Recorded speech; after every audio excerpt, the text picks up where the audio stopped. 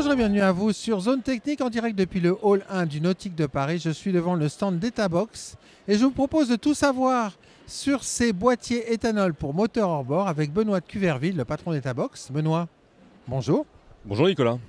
Alors, grande première pour vous, c'est votre premier salon nautique de Paris pour présenter vos boîtiers éthanol. Exactement, c'est notre premier salon effectivement à Paris.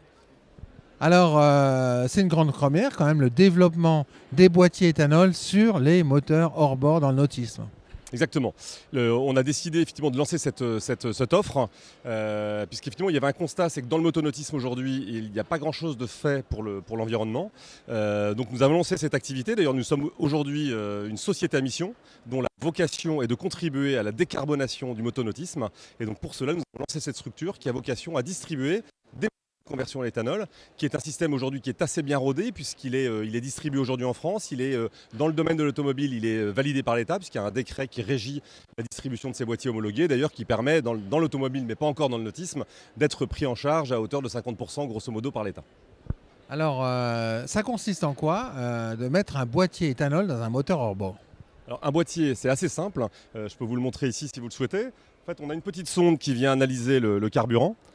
En fonction du taux d'éthanol qu'on va trouver dans le carburant, ça va communiquer avec le boîtier qui se trouve ici.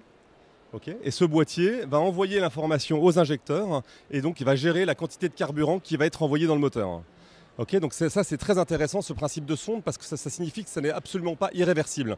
Moi aujourd'hui je suis dans une pompe où j'ai que du samplon 95, je mets du samplon 95 ou du samplon 98, tout ce qui est compatible avec mon moteur. Si j'ai de l'E85, je mets de l'E85. En fait j'ai vraiment une possibilité totalement réversible à tout moment de mettre le carburant essence, enfin équivalent essence éthanol que je souhaite. Alors quels sont les moteurs qui sont compatibles avec l'éthanol aujourd'hui, Benoît de Cuverville? Alors, les moteurs qui sont compatibles sont des moteurs 4 temps essence injection indirecte. Nous préconisons de ne pas poser sur des moteurs qui sont sortis avant 2012. Donc il faut que ce soit des moteurs qui soient entretenus régulièrement et qui, du coup, que l'installateur connaisse et donc qu'il soit sûr qu'il n'y ait pas de dysfonctionnement, d'exacerbation des défauts du moteur lors de la pose de l'éthanol. Parce que l'éthanol a un mode de fonctionnement un petit peu différent dans le cadre du moteur et donc ça peut entraîner des dysfonctionnements. Typiquement, une pompe à essence va être sursollicitée. Donc si la pompe à essence est défectueuse, elle risque de casser quand on va passer à l'éthanol. Donc ça, c'est des choses qu'on anticipe et que nos installateurs connaissent. Donc on peut l'anticiper et comme quand on pose un boîtier, nos installateurs vont faire un test sur l'eau, ça permet de valider à ce moment-là qu'effectivement l'installation est conforme et qu'elle fonctionne bien. Alors, il y a certaines interrogations des gens sur le fait d'installer un boîtier éthanol sur un bateau qui par nature est différent d'une voiture, notamment par le milieu marin. Oui, alors effectivement, il y a un point qui est assez commun dans les deux cas, c'est l'injection indirecte. Donc c'est des moteurs qui sont relativement proches dans leur conception des moteurs de voiture. D'ailleurs, c'est pour ça qu'aujourd'hui, si vous regardez sur Internet, ça fait 10 ans qu'il y a des gens qui posent des boîtiers qui sont dérivés des voitures et qui vont poser sur des moteurs marins. Donc effectivement, ce n'est pas exactement les mêmes moteurs. Donc il y a des précautions à prendre. Donc typiquement, on parle beaucoup du côté hydrophile de l'éthanol. Donc pour ça, si on utilise son moteur régulièrement, on ne constate pas de différence d'utilisation, on ne constate pas plus de présence d'eau. Ce qui va se passer, c'est que si on laisse le réservoir inutilisé pendant un certain temps, on va avoir un petit peu plus de présence d'eau. Alors pour ça, on met un décanteur qui fait qu'effectivement, il va récupérer la quantité d'eau qui va être en supplément. Et ça, effectivement, si on utilise régulièrement son moteur, on ne va pas rencontrer ce genre de difficultés. Ça veut dire que pendant un hivernage, en fait, il faut vider son réservoir avant et le remplir avec un carburant normal?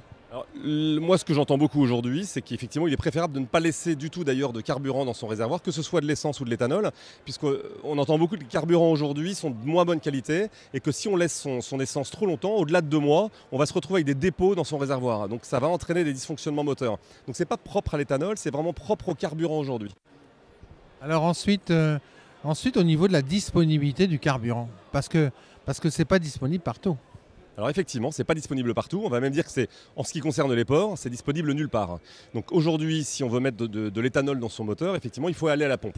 Alors ça arrange pas mal de personnes qui aujourd'hui font déjà du bidonnage, comme on dit du bidonnage, donc l'utilisation du bidon, puisqu'effectivement c'est pour un gain, puisque dans certains ports, on se rend compte que l'essence est beaucoup plus chère qu'à la pompe à essence. Donc il y a déjà beaucoup de gens qui bidonnent.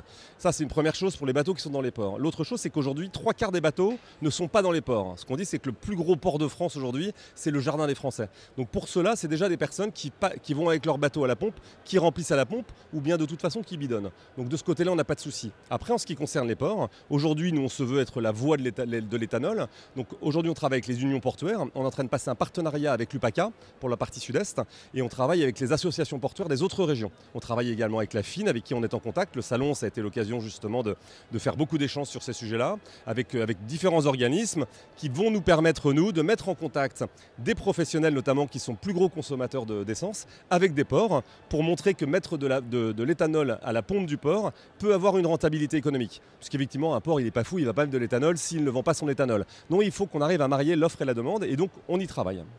Alors vous préconisez aux plaisanciers de mettre un boîtier éthanol sur les bateaux qui ne sont plus en garantie constructeur. Alors, effectivement, le sujet garantie constructeur, on sait que les constructeurs aujourd'hui sont plutôt vent debout contre l'éthanol. Bon, pour diverses raisons, on ne va pas y revenir. Pour nous, une des principales raisons, c'est que c'est un marché en fait, qui est très franco-français. Donc c'est un petit marché mondialement. Et donc de commencer à parler d'éthanol, c'est une exception française. Donc c'est pas là qu'est la priorité des constructeurs. Effectivement, je le comprends.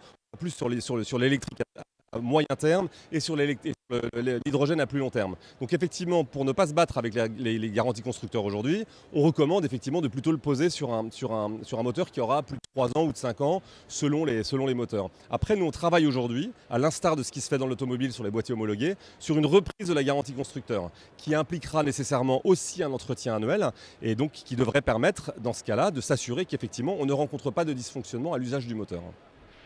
En conclusion, ça vaut combien un boîtier Etabox pour un bateau et ça prend combien de temps à installer?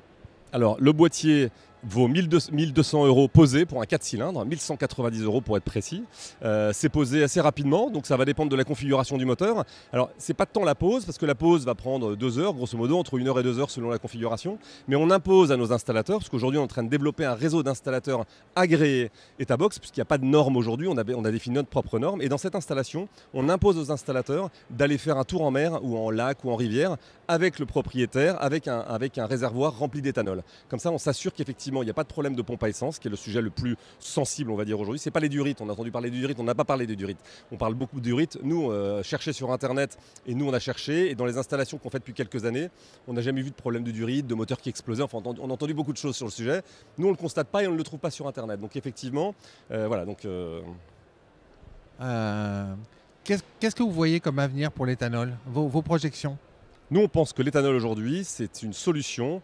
Alors, ce qu'il faut savoir, c'est que l'éthanol produit en Europe produit 77% d'effet de gaz à effet de serre en moins que de l'essence. Ça, c'est des chiffres source IPUR 2021, donc c'est des chiffres relativement récents. Après, on a une étude suisse qui démontre que sur des voitures à usage dynamique sur la route, l'éthanol permet de polluer de 0 à 99% moins qu'un moteur à essence traditionnel.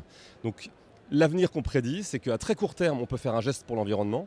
C'est très probablement une fenêtre de temps tant qu'on a des moteurs thermiques sur un parc de moteurs installés. Ça n'a pas vocation effectivement à perdurer des siècles, même si aujourd'hui on sait qu'on sait faire marche arrière sur pas mal de technologies et qui sait si le thermique n'a pas encore de beaux jours. Et plus il a des beaux jours, et je pense que plus l'éthanol a des beaux jours devant lui. Merci beaucoup Benoît. Merci Nicolas.